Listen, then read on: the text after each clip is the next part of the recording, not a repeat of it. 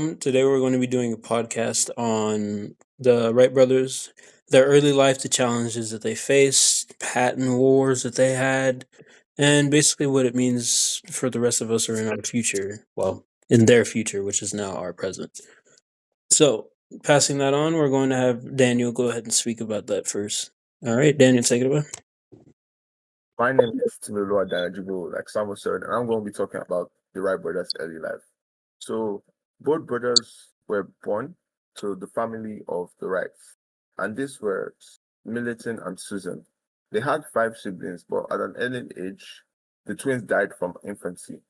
Now, Orville was born in 1871, and he died in 1948. And Wilbur was born on in 1867, and he died in 1992. These two men brought about significant change in the US, as we will see. They were both religious, just like their father, having Christianic beliefs.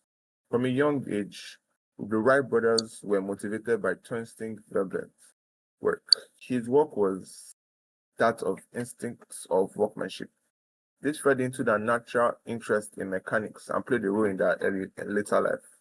At the age of 12, Orville Wright became interested in the act of wood carving, being interested with what he could do with his hands and manipulating stuff. Even though he didn't have the latest equipment, he did the best he could with what his father already had, and this really impressed his father, showing that he had resilience and the act of not giving up when times are hard. And this can be found from the Wright brothers, biography by Fred C. Kelly, a secondary source who is a reputable historian. Wilbur and Orville later went into the bicycle industry, having their company name Wright Cycle & Co. They planned to sell bicycles to children during school in order to make as much money as possible.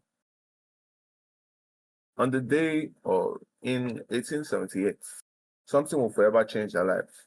They will be gifted a toy helicopter in Iowa, which piqued their interest in flight. At first, Wilbur wanted to go into the automobile industry because he felt that bicycles would become irrelevant soon. But Orville persisted to his brother.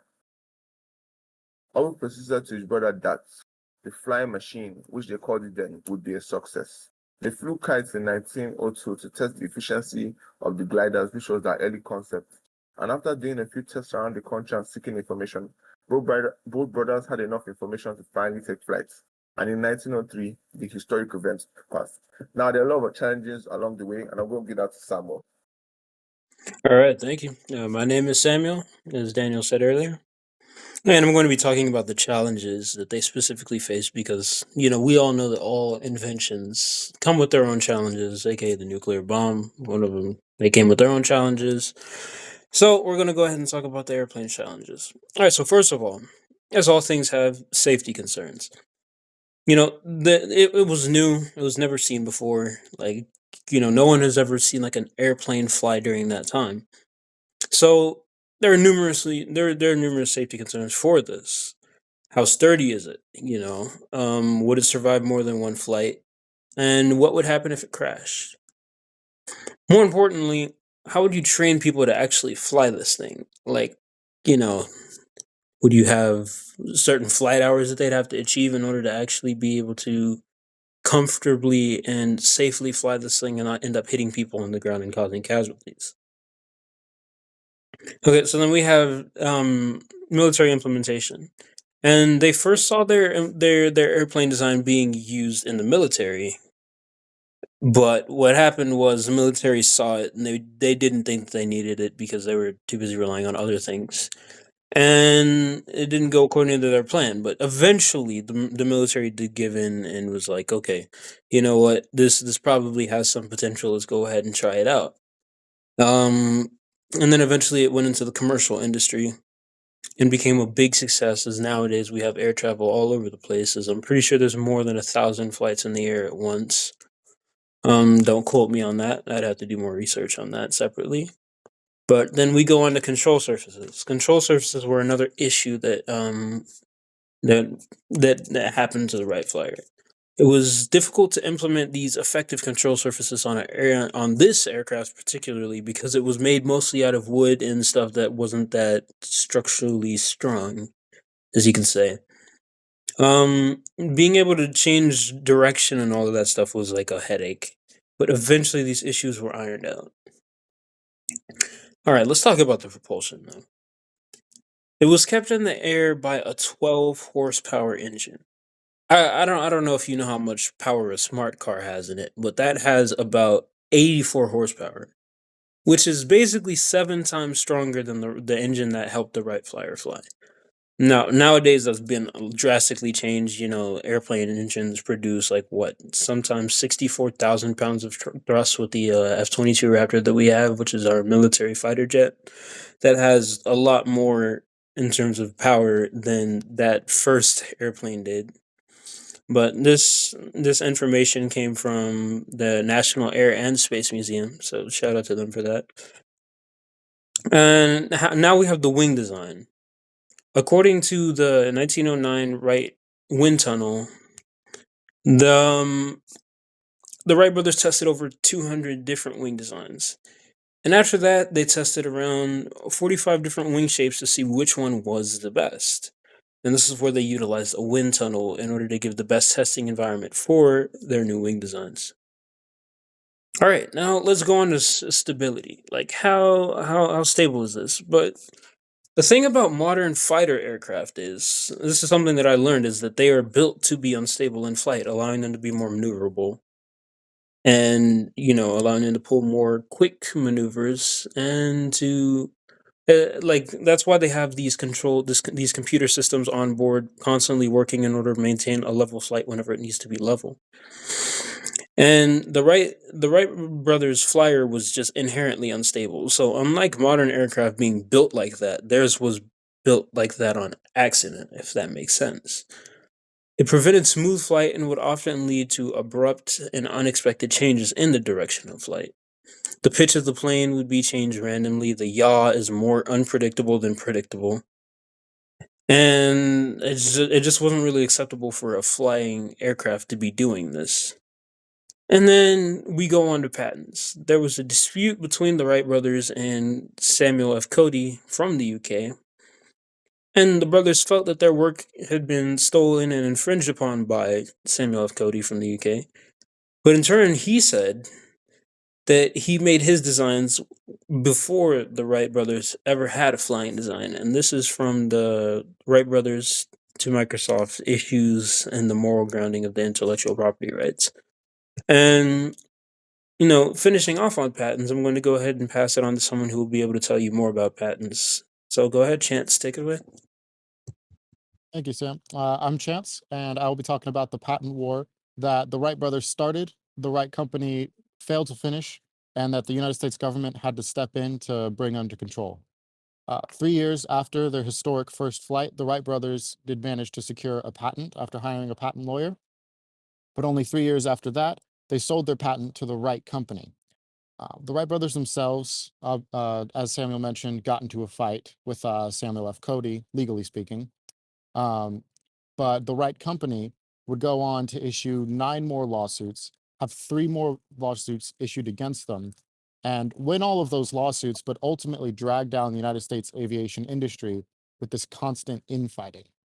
One of the key points in the patent war was that early on the government ruled that because the Wright brothers patent mentioned a control method called ailerons, then that technology was covered by the patent rather than being able to be used by other later inventors who actually used that in their design.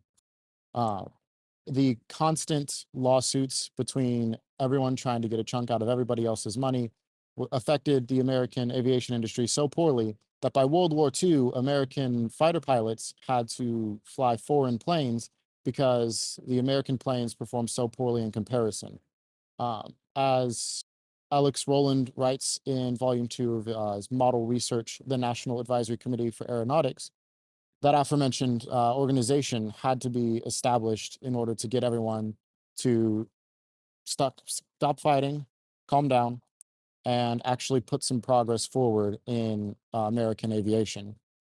So, as it stands now, everyone has an equal stake and the the lawsuits have been silent for the past several decades, uh, rather than the constant infighting that dragged the whole industry down just 6 years after that first flight. Just real quick, a question, And Chance. with that, yeah, Do you think that infighting was the main reason why they weren't able to fly their own aircraft in wars and they had to use foreign aircraft? Like, because if they weren't to do this fighting, do you think that we would have like actual proper aircraft that would be able to rival other technology of other countries, or would we still probably have like not developed enough to be sufficient in actual war fighting scenarios? it would have for sure been a significant improvement to American aviation had the lawsuits not ever snowballed out of control. After World War II, American aviation got so good that the National Aeronautics and Space Administration pulled off a very famous stunt in 1969 by flying all the way to the moon, which was a little bit outside of the Wright brothers' reach. But the it had they probably wouldn't have gotten to the moon significantly earlier had the lawsuits not happened. But the superiority of European aircraft was definitely because they were able to focus on improving the technology rather than trying to get more money out of what they already had. I see that makes sense. Thanks. But not after that while the lawsuit lasted for a good long while, it did nothing in the long term to dissuade the impact that aviation has had on American society. And with that, I'll pass it on to our next speaker, Daniel. Hey, hello. My name is Daniel Garcia. I'm one of the other worker bees, and I'll be talking about the how the Wright brothers impact American society. And the first bullet point I'm going to talk about is a new method of transportation. And with my source that I found, according to my source of Wilbur and Orville, the Wright Papers website of the Library of Congress, I was able to find information that, the usual like the Wright brothers invention allowed airplanes to advance and improve, making it able to cut time in half when traveling from place to place in American society, which is widely used every day, anywhere, every country to travel faster. In 1905, the Wright brothers were able to travel to 24 miles and one fifth miles in 39 minutes in an airplane, and 23 and four fifth seconds more than 29 times around the field at an average speed of 38 miles per hour. And these statistics are pretty fascinating considering the time that it was made, or the test flight, which was in 1905. The next bullet point I'm going to talk about is the technological innovation. The Another source, the newspaper I used was published in January 2nd, 1904 by the Monopolist Journal, talked about the technological innovation and the success it had. And the airplane that the Wright brothers used, they started to use aerodynamics influencing other industries, engine development, making it develop 16 brake horsepower with a speed of 1,200 revolutions in a minute, and later on, they developed an engine, making the first really successful flight, and propeller design, making it a aerial screw propellers. And referring back to Samuel, who was talking about the military significance, also found that it is very impactful to the American society. With my other source that I found by the Las Vegas Optic, published July 31st, 1909, with the subheadline of American Airship Perfect, stating it has a great war value and being known as a great military significance. And with airplanes being a significant transportation, it can also be used as a weapon of war. The Wright brothers have proven that their airplane is war value for the upcoming wars during the 1900s, including like World War I, World War II, and such. And that is it for me for Daniel Garcia. All right, thank you, Daniel. One thing that I wanted to talk about is kind of the future of aviation. I was just doing some research on these two aircraft companies that are they're trying to bring back supersonic flight, because supersonic flight was a thing back in the day, but they went ahead and took it away because of the amount of restrictions that was placed on it and the high cost of operating a supersonic aircraft, that is. Currently, according to space.com News and Tech, they are trying to test the XB-1, which is planned to roll out in apparently 2026, which is going to be a successor to the Concorde, which was around during 1969 to like 2003 when it was retired. Which that's going to be very interesting to see supersonic flight come back to the commercial industry. We also have the Overture Boom, which is another aircraft design, which they have been rumored about for a decent while, but apparently they should be coming around maybe in 2029, that year around, according to Overture Boom themselves. It's going to be able to travel apparently 4,250 nautical miles, and with a capacity of 64 to 80 passengers, which is pretty low in comparison to what we have nowadays. But at the same time, you can't really make a big airframe considering the air resistance that it suffers and all of these impacts that are put on it whenever it's trying to fly at above the speed of sound. And it will fly at about probably somewhere near 1,300 miles per hour, which is very impressive. It's 60,000 feet, which is stupidly high, to be honest. And it'll be designed for flight at Mach 1.7, which is, as I said earlier, about that 1,300 miles per hour limit. So that's just a little bit of a look into probably what the future of aviation will be. And we thank you for tuning in and just hearing what we had to say today. And y'all have a great day. Thanks.